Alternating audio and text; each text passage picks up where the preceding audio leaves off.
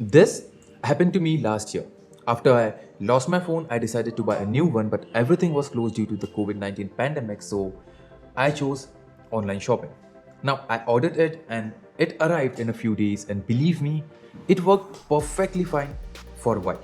But one day, suddenly, it stopped working. I was a bit confused, so I took it to the service center, and after examining it for a few minutes, service center experts informed me that it was a fake one.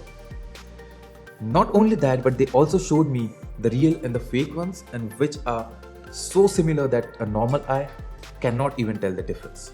I mean, before buying it, I did my research, I went through ratings, I read the expert reviews, and when it came, everything in that phone was looking genuine. Everything from camera, sound, accessories, and literally everything was exactly the same.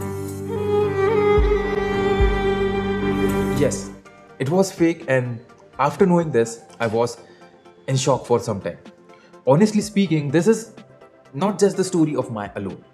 Most of you watching this video must have been in the same situation where it is a phone, footwear, clothing, or even a small item like perfume. And over the time, this counterfeiting has increased to a very extent. Not just the small brands, but some of the big brands are also suffering from the same problem. Did you know about the well-known luxury brand Louis Vuitton? If you are aware of it, you were also aware that it was the world's second most counterfeited brand after Gucci. So, in 2015, a guy named Sunny Lu, who was the CIO of Louis Vuitton, thought about it, and he and his friend decided to create a blockchain that can distinguish between a genuine and a fake product. That idea was simple. They wanted to attach a unique ID tag to each product, and that tag would be enabled with RFID or NFC technology. So, through that tag, all the information of the product would be recorded in a blockchain. But the question is, what those tags would record?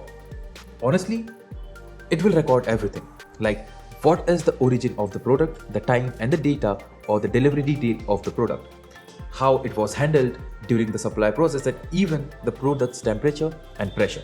Everything will be recorded by those tags. And to get all those information, all you have to do is you can scan the tag, and after that all the information will be at your fingertips. Isn't that amazing? Yes, it is, and they named it Vechain. And Vechain is a blockchain platform that was designed to enhance supply chain management and business processes. After learning about Vechain, let's take a look at its token system, which is extremely important for investing purposes. So, people also question that does Vechain burn its tokens? And I will explain each one of these questions into this, so pay close attention to this section. And if you like this video, then hit the like button and subscribe to this channel for more such content. So, Vechain supports two different types of tokens. The first token in the Vechain ecosystem is the VET, and it is used for staking, businesses and financial transactions in Vechain. And the second token is VTHO, and it is the Vechain's energy token, and it is used to add or modify information in the Vechain's blockchain.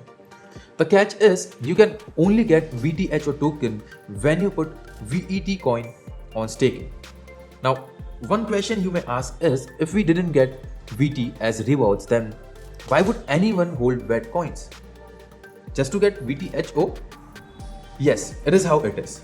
I know it is a tricky concept, but be with me and I will make everything clear to you.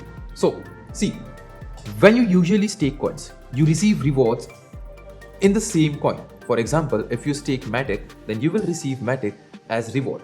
But the problem here is, if the price of Matic crashes, then both staked amount and the amount you hold will crash at the same time. On the other hand, in Vechain, you get VTHO as rewards, and when you put VET on staking, so if the price of VET crashes, the VTHO price will remain relatively stable. The problem arises when Vechain burns its VTHO token. Yes, you heard it right. Vechain do burn its token.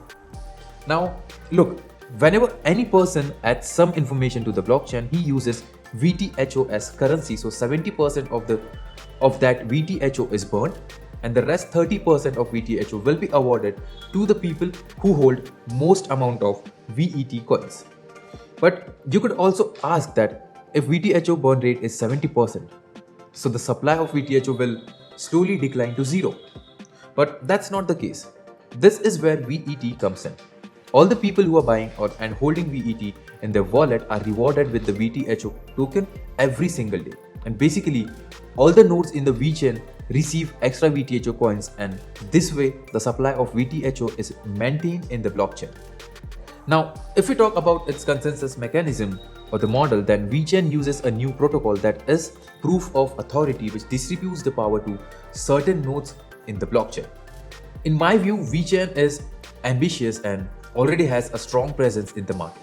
Now, over the time, it has partnered with various big companies like the luxury car manufacturing company BMW, the leading brand and tax consultancy PwC, audit and certification service DNV.gl, National Research Consulting Center, BitOcean, and many others, and all are proven projects and already running on such large enterprise. Now, today, at the time of recording this video, Vechain is ranked number 20 on the coin market cap with a massive market cap of $9 billion, and it has a circulating supply of 64 billion VET with a maximum supply of 86 billion VET, whereas the VTHO is ranked 144 or 144th in the coin market cap with a market cap of 424 million. Now, this project is solving one of the major problems, and that too of the masses. So keeping that thing in the mind and also the strong community it has built, I expect the price of Vechain to move at least $2 by the end of this bull run. I hope you enjoyed this video, and thank you so much for watching.